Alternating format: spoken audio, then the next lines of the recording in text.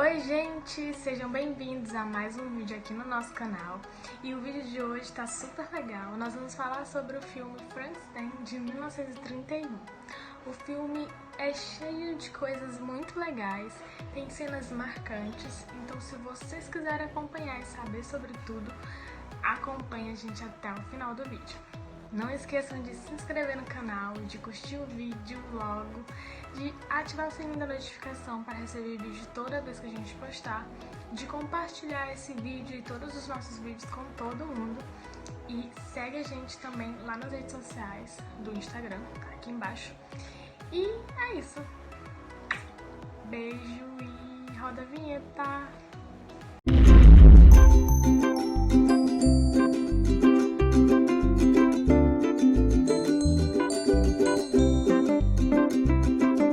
Em um momento que impressiona até hoje, depois da clamorosa cena no laboratório, o monstro, que era Boris Karloff, finalmente surge na tela, andando de costas.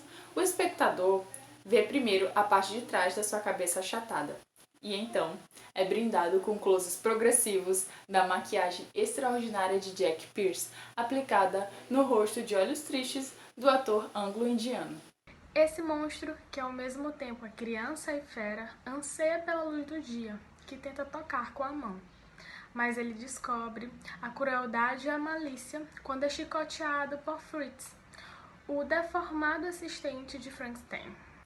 Como Drácula, de 1931, dirigido por Tod Browning, o filme de James Whale é mais uma adaptação do romance que lhe deu origem, e mais uma fantasia baseada em seus temas, como a obra de Mary Shelley, diluída em diversas versões teatrais, incluindo o cinema mudo, e nos elementos de O Golem, de 1915, e do Faustiano, o Mágico, de 1926.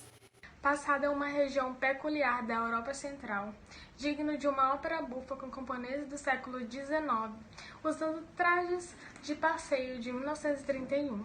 Esse filme é uma história de ambição desmedida, com Colin Clive febril, interpretando um cientista maluco como um visionário, que é convencido com seus amigos e colegas a tentar destruir a sua criação.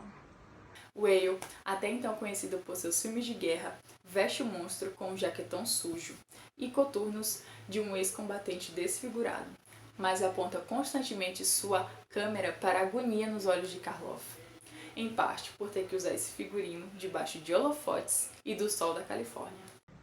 Por gerações a fio, esse foi um filme de terror definitivo, precursor de um legado cultural que engloba o seriado de TV Os Monstros, de 1964 a 1966.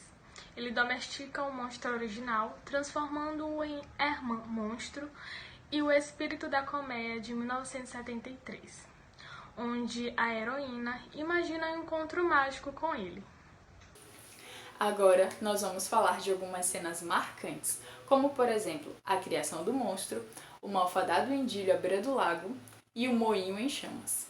É isso mesmo, Dani. A primeira cena marcante é a criação do monstro, quando durante uma tempestade elétrica, Henry Frankenstein issa o seu monstro numa mesa de cirurgia no seu laboratório gótico.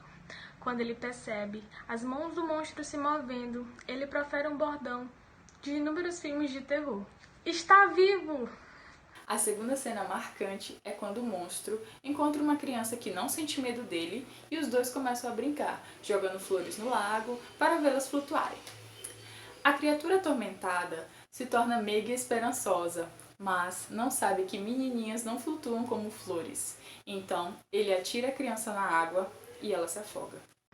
A terceira cena marcante é quando uma tuba de aldeões, empunhando tochas, ateia fogo sobre um moinho de madeira em que Frankenstein acabara de confrontar o monstro. A criatura, em pânico, assustada e furiosa, se debate contra as labaredas, pois até então o fogo é o que ele mais temia. Porém, as chamas tornam sua vida antinatural. Até a continuação, com o filme A Noiva de Frankenstein, em 1935. Entre os anos de 1889 e 1929, James Whale era um rapaz da classe operária nascido em Dudley. Ele se reinventou como dandy, dirigindo peças teatrais amadoras, em um campo de prisioneiros durante a Primeira Guerra Mundial. Na década de 1920, ele estourou nos palcos de Londres com a peça Journey's End, de Robert Sherriff, que era sobre guerra de trincheiras. James Whale nasceu em 1942. Ele se aposentou precocemente e passou a se dedicar à pintura. Entretanto, com problemas de saúde, foi encontrado morto na sua piscina em 1957. Provavelmente foi um suicídio. Em 1998, Bill Condon, que nasceu em 1955, escalou Ian McKellen para interpretar James em Deuses e Monstros, um drama que especula sobre a sua morte. E é isso, gente. Espero muito que vocês tenham gostado. Se gostou, comenta aqui embaixo, deixa o like, compartilha, tá bom? E segue a gente nas redes sociais também. Se vocês estão gostando desse tipo de vídeo, desse tipo de conteúdo, também comenta aqui embaixo. E se você também tiver uma sugestão, pode deixar nos comentários, tá bom? Um beijo e até a próxima. Tchau!